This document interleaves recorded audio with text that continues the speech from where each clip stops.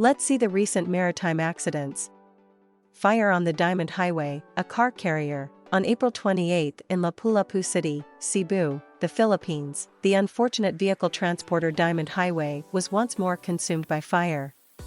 Typhoon Odette grounded it in 2021 after it was hauled to Cebu for demolition or scrap. Unknown is her state and condition. The cargo ship Petite SOEUR collided with the tanker MV Hong Hai. On April 28, Petite SOEUR and MV Hong Hai 189 collided in Manila Bay, north of Corregidor Island. 16 crew members were saved, 1 was discovered dead, and 3 are still missing. A dredger can be seen by the bottom of the capsized ship, probably working on a rescue effort. After the incident, the tanker was transported to Limay anchorage. Newly constructed luxury boat CARLTON Queen capsized in the Red Sea. On April 25, the luxury yacht CARLTON Queen overturned and sank during on her second trip in the Red Sea. Due to stability loss brought on by a list while making a turn, everyone on board was saved by a nearby liveaboard vessel. Atlanta cargo ship grounded in Greece. On April 28, while en route from NEA Carvalli to Iskenderun, the general cargo ship Atlanta ran aground on AG Theodoros Islet, northwest of Rhodes, in the Aegean Sea. A tug has been sent and is now on the scene. Fire, grounding, and water intrusion on the ferry Pentalina in the Orkneys. All passengers were evacuated after the ferry Pentalina caught fire in the engine room and grounded close to St.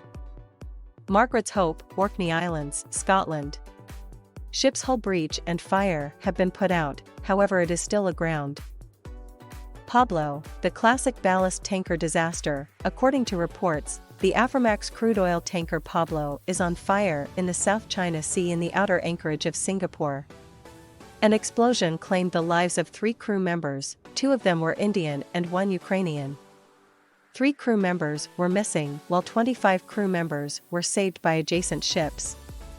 The cause of the fire is yet unknown. The ship should be in ballast as it arrived at the anchorage on April 30 from China and was headed for the UAE. Rogue barges destroyed the bulk vessel Adrian in San Lorenzo. On May 1, Adrian was struck by a number of runaway barges at the San Lorenzo anchorage on the Parana River in Argentina. The ship experienced a waterline level hull break in the portside fore section. Barges broke free of their moorings, further details unavailable.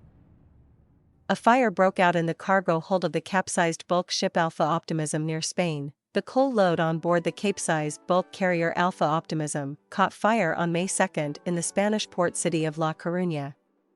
In about an hour, the fire was put out, and the majority of the coal had already been offloaded. Passengers are safe after the ferry Queen Star 2's fire was extinguished in the Singapore Strait. On May 5, the fast ferry Queen Star 2 experienced an engine room fire in the Singapore Strait. The ferry crew put out the fire, but the vessel was damaged. All of the guests were taken aboard Merbau ERA when it anchored next to Queen Star 2. Queen Star 2 is either currently being dragged to Singapore or will certainly be. On May 5, the last AIS position was obtained. While boarding the cruise liner Diamond Princess in Japan, a pilot drowned after falling into the ocean. The Diamond Princess rescue boat brought the 69-year-old man to safety, but 2 hours later he was pronounced dead. The cruise ship berthed in Nagasaki and sailed away the following day towards Yokohama. Chungyang, a cement carrier, is in risk in the turbulent Japan Sea. The engine on the Chungyang failed early on May 6 near Pohang, South Korea. The crippled ship was reported to be drifting in a northerly direction by the Maritime Safety Service.